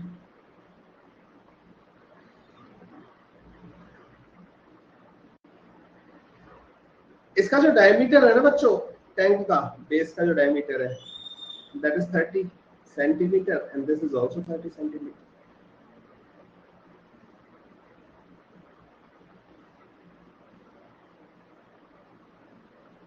Initially tank is empty and this is line of sight.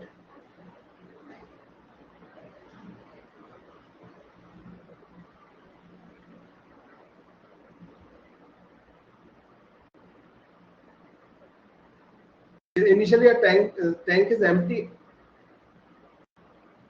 Observer is able to see the point A of base only, ठीक है भाई। तो ये जो ऑब्जर्वर है ना हमारा, इसको ओनली क्या दिखाई दे रहा है, इसको ओनली बेस दिखाई दे रहा है बच्चों, ठीक है। बेस दिखाई दे रहा है, बेस का मतलब ये पॉइंट ए दिखाई दे रहा है, बस और कुछ दिखाई नहीं दे रहा है इसमें।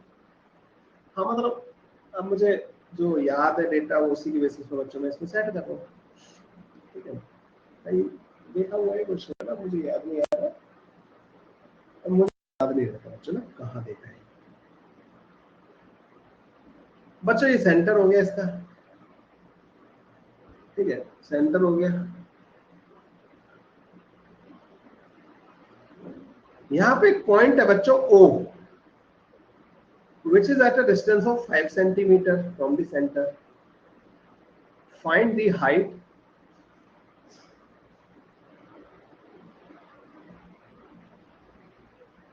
of water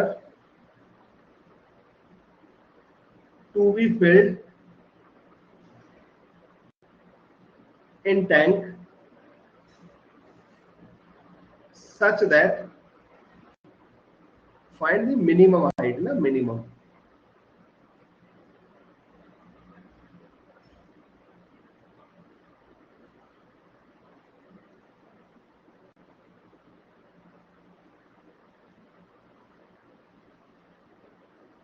Such that observer is able to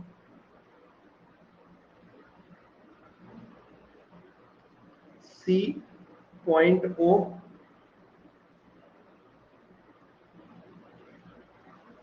बस खत्म। बताओ बच्चों, ऑब्जर्वर बच्चों इस ओ पॉइंट को देख पाए, इसके लिए मुझे बताओ कि कितनी हाइट तक आपको इसमें वाटर फिल करना होगा।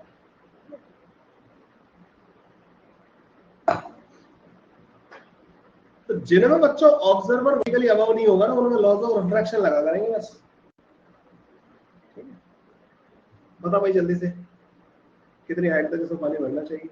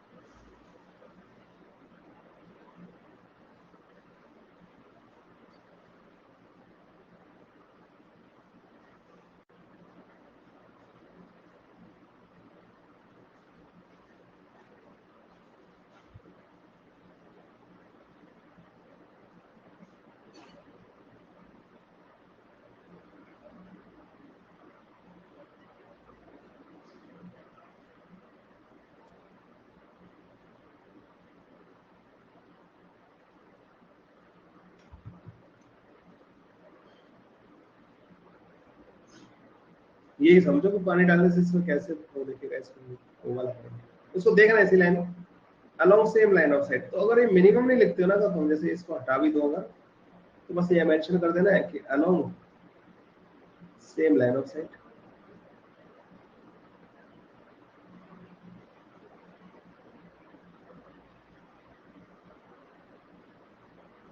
अच्छा ऑब्जर्वर फिक्स है, ठीक है, ऑब्जर्वर फिक्स है। वाटर का जो म्यू है एन वाटर बच्चों 4/3 के बराबर लेना है आपको। करेंगे डिस्कस करेंगे, तो मैं अगर प्रॉब्लम आ रही है तो क्या क्या होगा इसमें, कैसे करेंगे इसको।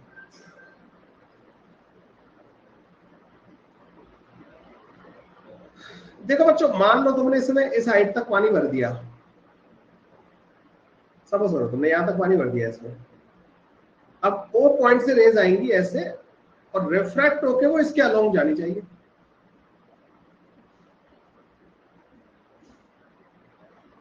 रिफ्रैक्ट होके रेज हो बच्चों उस पॉइंट के अलोंग जानी चाहिए, इस वाले पॉइंट से। समझ गए बच्चों, तो ये उसको दिखाई दे पाएगा, काम हो गया खत्म। इस एंगल को अगर मैं आर बोलूं बच्चों, तो क्या ये एंगल आर के बराबर होगा नहीं होगा? ये आर के बराबर होगा, ये भी आर के बराबर है, ठीक है, ये दोनों आर हो गए।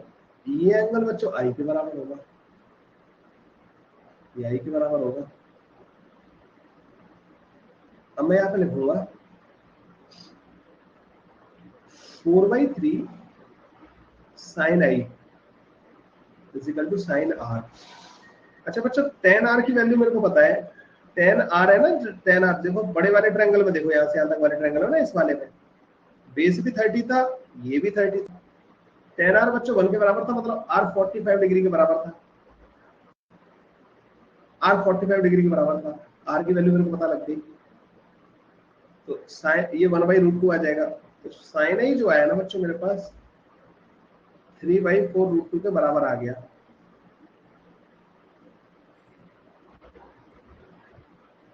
ठीक है, 3/4√2 के बराबर आ गया, ठीक है, साइन आई आ गया बच्चों। अब तुम्हें ये दिख रहा होगा कि साइन आई जो होगा बेसिकली, ये अगर एच माना मैंने यहाँ से यहाँ तक, तो 5 डिवाइडेड बाई रूट के अंदर 25 प्लस का एच स्क्वायर 3 डिवाइडेड बाई 4√2 आ जाएगा। ये बनेगा, दोनों साइड स्क्वायर कर देंगे, 25 डिवाइडेड बाई 25 प्लस का h square is equal to 9 divided by 32। 25 into 32 is equal to 9 into 25,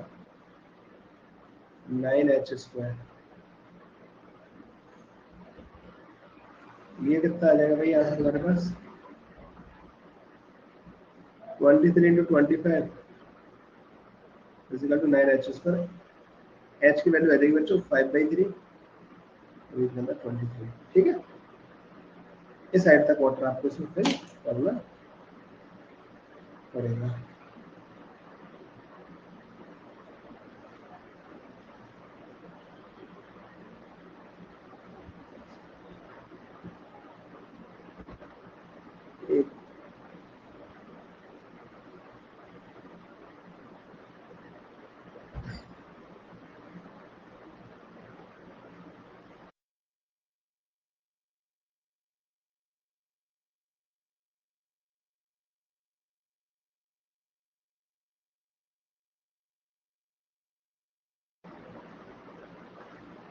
से कैसे पता कि नॉर्मल वहीं से निकलेगा एट 5 सेंटीमीटर, नॉर्मल थोड़ी है, नहीं वो नहीं बोला मैंने कि नॉर्मल। एक मिनट एक मिनट एक मिनट एक मिनट एक मिनट एक मिनट, नहीं नहीं बच्चों ये अरे मैंने गलती कर दी, तभी मैं सोचा बड़ा गंदा सा आंसर आ रहा है, बच्चे गलत कर दिया है मैंने, यहाँ पे इस बच्चे ने सही पॉइंट ट्रेस कर दिया यार, मैं इसमें गड़बड़ कर बैठा हूँ, ठीक है, मुझे नहीं पता कि वो नॉर्मल कहाँ से निकलेगा, मैं भी डायग्राम में देख के और उसी तरीके से चला गया, यहाँ पे बच्चों गलती है, ठीक है, सही सही बच्चे ने सही पॉइंट पकड़ा है, मैं भी ध्यान नहीं दिया उसका ना बच्चों, मुझे नहीं पता ना कि कहाँ से निकलेगा ये कहाँ होगा ये वाला पॉइंट ना, लेकिन मुझे ये पता है कि 45 है, और मुझे ये पता है कि 30 माइनस एच है, मैं गलती कर दिया हूँ बच्चों ना, उसमें गलती है,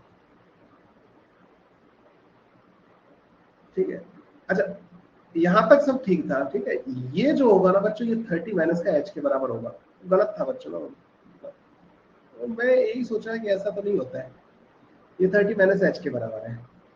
अच्छा बच्चों ये 20 के बराबर था टोटल, तो ये जो डिस्टेंस आएगी ना, ये नहीं, ये नॉर्मल वाली जो डिस्टेंस आएगी बच्चों ना, नॉर्मल वाली,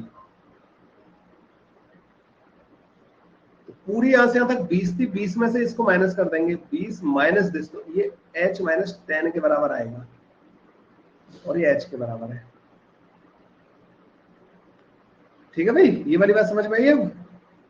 अरे ये 30 माइनस एच है यहाँ से यहाँ तक, तो ये भी 30 माइनस एच आएगा, तो ये h है बच्चों, तो यहाँ से यहाँ तक की टोटल डिस्टेंस 20 के बराबर थी, 20 में से इसको माइनस कर देंगे, 15 की होगी, सेंटर की डिस्टेंस है ना, अरे सेंटर की डिस्टेंस है 15, तो 15 और 5 20 हो गया ना, ये पूरी डिस्टेंस 20 है, 20 में से इसको माइनस करेंगे, h माइनस 10 आएगा, ठीक है, ये h माइनस 10 हो गया, ये h हो गया, और साइन a की वैल्यू मेरे को ये दे रखी है, यहां से tan i की वैल्यू कैलकुलेट कर लो बच्चों ना। tan i की वैल्यू कितनी आएगी यहाँ से 3 डिवाइडेड बाई रूट के अंदर 32 माइनस का 9 रूट के अंदर 23, ठीक है।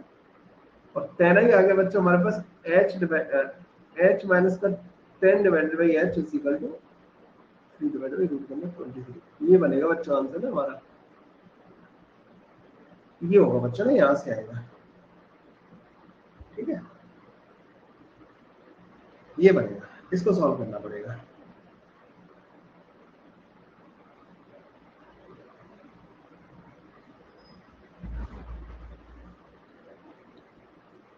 अरे अब क्या प्रॉब्लम आ रहा है,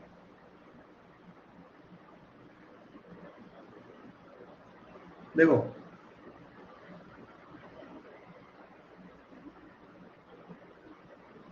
डायग्राम थोड़ा कंफ्यूजिंग हो गया ना उसमें, मतलब यहाँ तक पानी भरा आपने ना, ये सेंटर था, ये ओ पॉइंट था।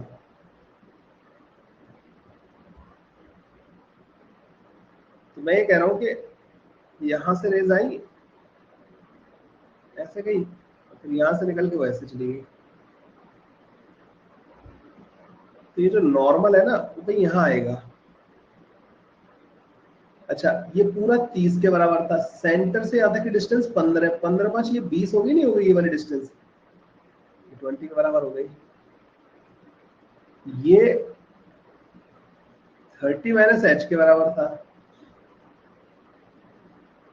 ये भी 30 माइनस एच आएगा बिकॉज दिस इज 45 डिग्री, ये भी 45 के बराबर होगा।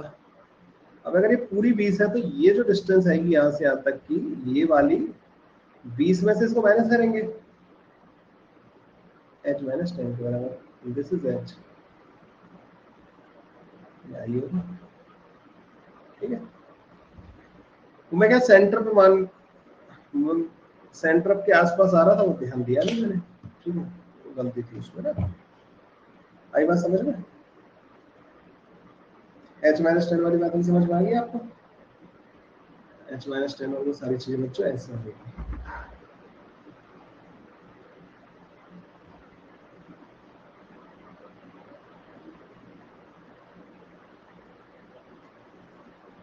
इस बार पता है फिजिक्स इजी आया था, तो जिस बच्चे ने लगा उसे कि मैंने तो 22-23 क्वेश्चन सॉल्व कर दिए फिजिक्स में,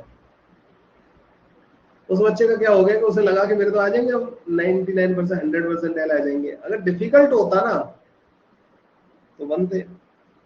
अब एक बच्चे के जो है फिजिक्स में परसेंटाइल बनी है 99.645, उसके 90 मार्क्स है, 90 मार्क्स में उसकी परसेंटाइल फिजिक्स में 99.645 बनी है। अब तुम समझ रहे हो, मैथ्स जितना डिफिकल्ट था ना उतनी ज्यादा अच्छी परसेंटाइल बनी है लोगों की, less number of question solve करने पे।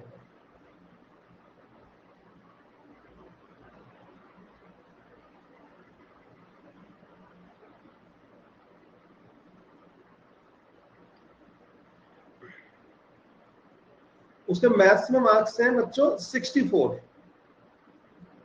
64 मार्क्स पे उसकी 99.59 परसेंटाइल बन गई है। इस बार का जो पेपर था ना बच्चों अलग ही तरीके से खेल गया बच्चों के साथ।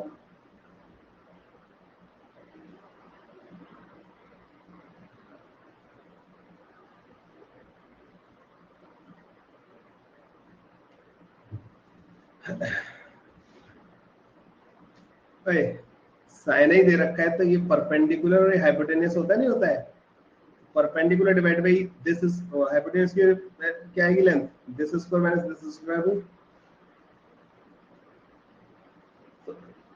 चलो बच्चों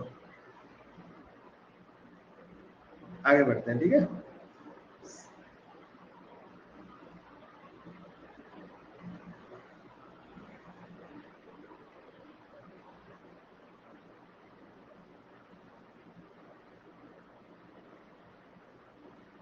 हंड्रेड परसेंटाइल वाला बच्चा जो है ना रिजल्ट ऐसा शेयर नहीं करता, उसकी मार्केट में बहुत डिमांड रहती है।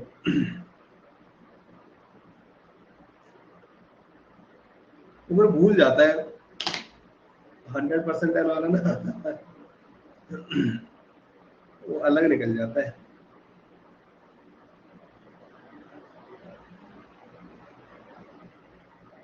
चलो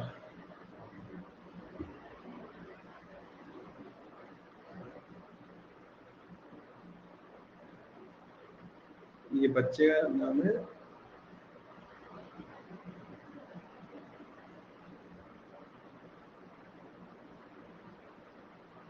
जन्म सेठी श्रीराम इज 99.6529 परसेंटाइल आई है इस बच्चे की ना 99.65 बच्चे ने रिजल्ट शेयर किया है। मतलब 99 कई बच्चों की आई है मेरे। और मैं बताता हूँ और भी बच्चों ने कुछ रिजल्ट शेयर किया है। देखो इस बार अच्छी बात यह है कि जैसा भी रहे ना रिजल्ट बच्चों ने शेयर तो किया है। हर्ष की आई है 99.54। बढ़िया है यार इसकी बढ़िया है ये 99.54। Thank you sir so much you help me a lot.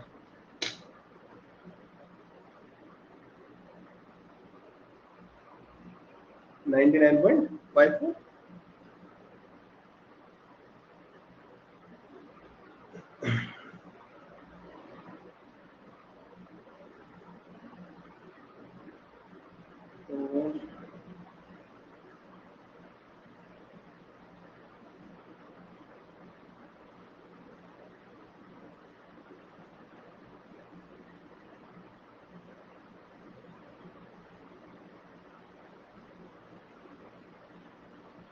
Ninety nine point five three Sudhanshu दिख रहा है दिख रहा है पीछे करता है तो थोड़ा क्लियर नहीं है 99.53 अब देखा।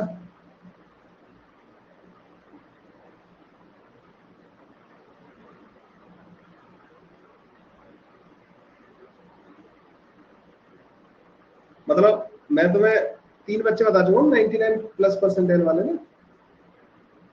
हर्ष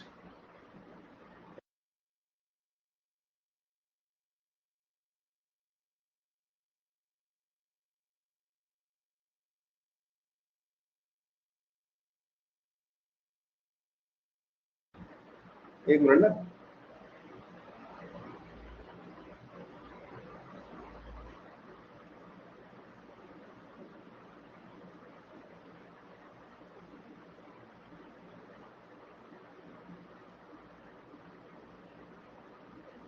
निशांत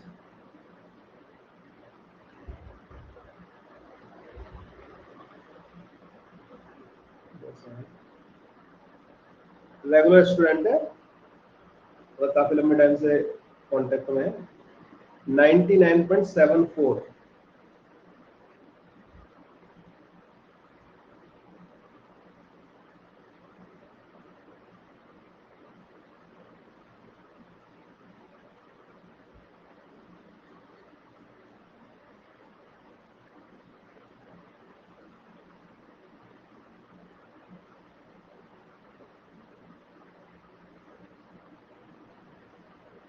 ये बच्चा है अक्षत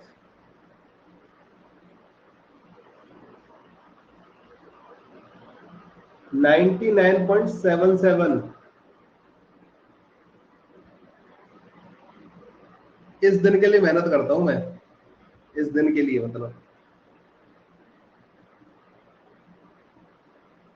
अक्षत एक्चुअली बच्चों का भी हार्ड वर्क है मेरा अकेला नहीं।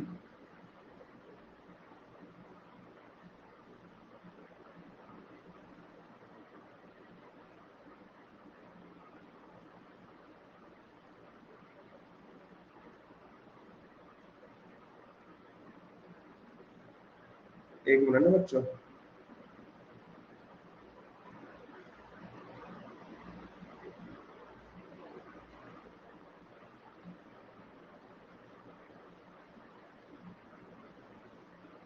मैं बता रहा हूँ जिन जिन बच्चों ने शेयर किया ना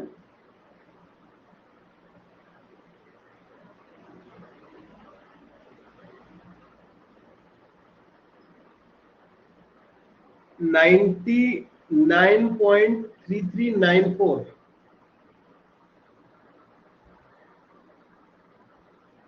बच्चे का नाम है जैनिश पटेल।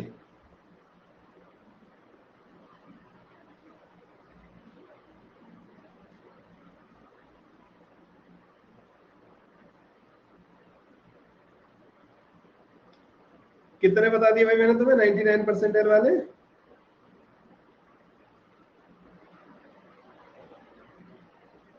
7।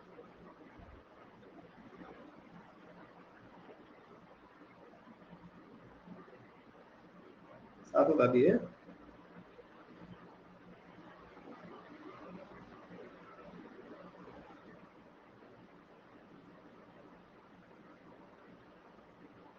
यशवर्धन, ये तो मेरा रेगुलर स्टूडेंट था। मतलब सारे रेगुलर है जो रिजल्ट तो लगता है इतने अच्छे रिजल्ट को कोई ऐसे ही किसी को जाके शेयर कर देगा सर ये लो, ठीक है। 99.66, एक मिनट ना, 99.66 टोटल। यशवर्धन मालिक। सॉरी सर, फिजिक्स में सबसे कम परसेंटाइल आया, प्रेशर में 2-3 क्वेश्चन में सिली मिस्टेक हो गई। नेक्स्ट अटेम्प्ट में अपना बेस्ट दूंगा। फिजिक्स तो मतलब काफी इजी था, खैर कोई ना। 8 हो गए ना, 8 हो गए ना बच्चों 99 परसेंटाइल वाले। अभी तो ये एक मेरा ये धुरंधर, क्या नाम है, अभिनव। अभिनव ये तो मेरा बहुत मतलब बहुत पुराना स्टूडेंट है। 99.69, 99.69% परसेंटाइल मतलब, ठीक है। इसने भी मचा दिया।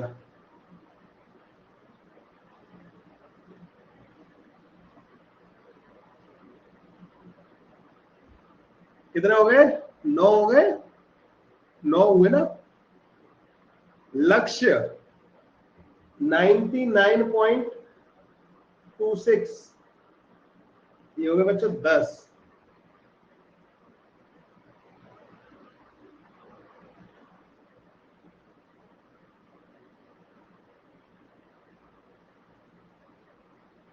कनिष्क 99.72,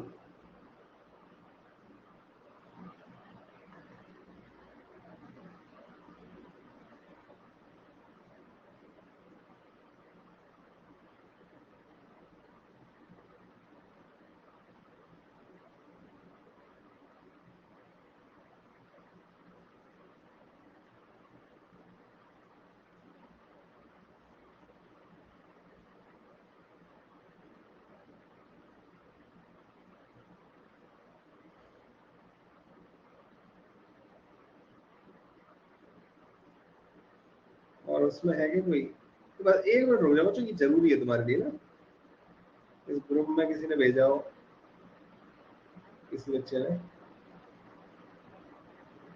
दीपेश जोशी, दीपेश लोधी ने भेजा है, उसमें 99.49 ये ग्रुप में शेयर किया बच्चे ने ना।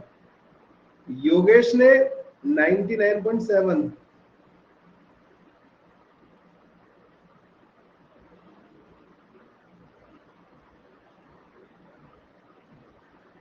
और ग्रुप में बच्चों ने भेजा है, कितने हो गए भाई? 99 परसेंटाइल प्लस। ड्रॉपर और 12 दोनों ही, ठीक है। 12 हो गए ना करिए, 12 बच्चों के बच्चे। ये तो वो है जिन्होंने अभी तक शेयर किया रिजल्ट ना मेरे साथ, जिन्होंने अभी तक शेयर किया है।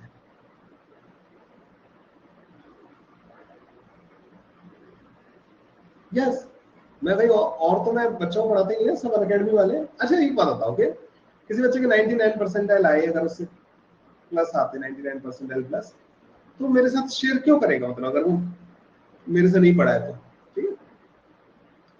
ये बच्चों का प्यार है जिसके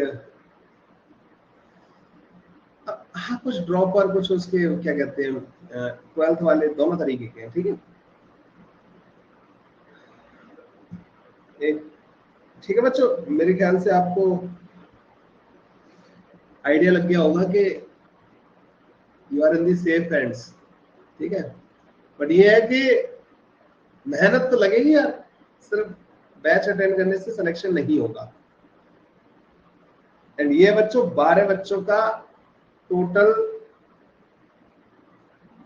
99 परसेंटाइल तो इसी में, मतलब मेरे स्टूडेंट्स का आ गया है, ठीक है। अभी मैं देख रहा था अनअकैडमी का रिजल्ट भी अच्छा है, कहाँ गया, हटा दिया गया। अभी वो अनअकैडमी वाला रिजल्ट भी शेयर करेंगे थोड़ी देर में, ठीक है। अब ये 12 के 12 अनअकैडमी को नहीं दिखाएंगे रिजल्ट अपना ये भी है, ये बच्चों को रहता है। अब वो उनकी पर्सनल चॉइस है, क्योंकि उन्हें पता है कि सर ने मेरे साथ मेहनत की, सर ने मेरे साथ मेहनत की तो सर को क्रेडिट बनता है, मतलब ना बताने का। और मैं भी कोई ऐसा मतलब कभी भी जोर जबरदस्ती नहीं करता किसी बच्चे से।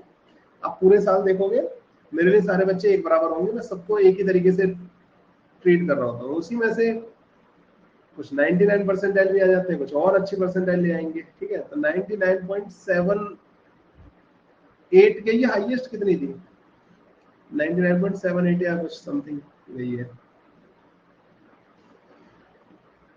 99.79, यस 99.79, यस इतना हाई, इतना गया बच्चों हाईएस्ट में, ठीक है। सो कोई है कि और भी होगा, अभी आएगा कोई और भी बच्चे होंगे, अभी रिजल्ट धीमे धीमे शेयर करेंगे पर्सनली मेरे को, ठीक है। अभी मिलेंगे और क्या है। 100 परसेंटाइल वाला यार देखो बच्चों, उसको ना उसको पकड़ के रखना पड़ता है यार, किसी बच्चे का ना पीछे पड़ना पड़ता है, और उसको ना कि आज भाई तू रिजल्ट देगा फिर तू मेरे साथ ही फोटो खिंचाएगा, ठीक है। वो वाली बात आ जाती है, वो यार मैं नहीं कर पाता हूँ थोड़ा सा ना तो मैं ये है कि अगर कोई अपने दिल से आके शेयर करना चाहता है कि सर ये आपकी वजह से है, इसमें आपका कंट्रीब्यूशन है, आई विल बी हैप्पी, ठीक है। चलो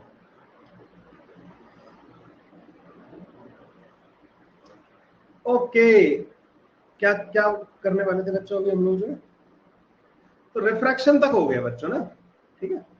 मतलब एक लेक्चर हम पीछे हो गए, स्लैब और कंपोजिट स्लैब, हम एक लेक्चर बच्चों पीछे चल रहे हो। चलो भाई होमवर्क दे देता हूँ मैं आपको, आप होमवर्क करके आइए। हाँ छुट्टी कर दे रहा हूँ आपको, होमवर्क दे दे रहा हूँ। अब तुम्हें खुश हो ना, मतलब तुम जो है रिजल्ट वगैरह का टेंशन नहीं है ना तुम्हें, बस जैसे जैसे मैं कहता जाऊँ ना चुपचाप काम करते जाओ, क्योंकि ये रिजल्ट आज सिर्फ तुम्हें रिजल्ट दिखाई दे रहा है, इसके पीछे उन बच्चों की मेहनत, उनके साथ डिस्कशन, शीट सॉल्व कराना, लास्ट तक उनको रिवीजन कराना, वो मेहनत आपको देखनी पड़ेगी, क्योंकि वो मेहनत आपको करनी पड़ेगी, तब जाके आपका कुछ इस तरीके का रिजल्ट आ पाएगा। हाँ भाई हम यहाँ तक तो बच्चों ऑलरेडी हमारा डिस्कस हो चुका है। सो बच्चों ये आपको कंप्लीट करके लाना है 28 तक, 29, 30, 31,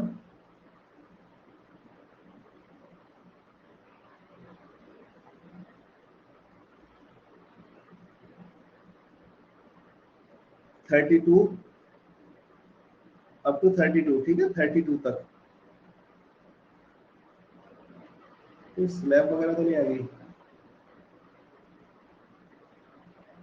ठीक है भाई 32 तक कंप्लीट करना है आपको।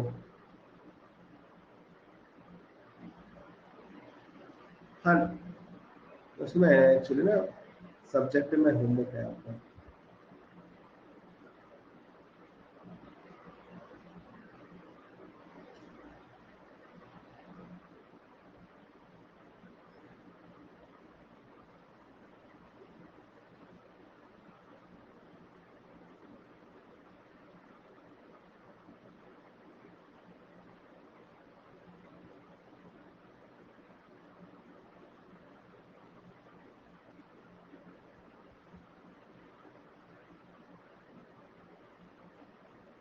ये बच्चों 8 9 10 11 12, ठीक है बच्चों, यहाँ तक के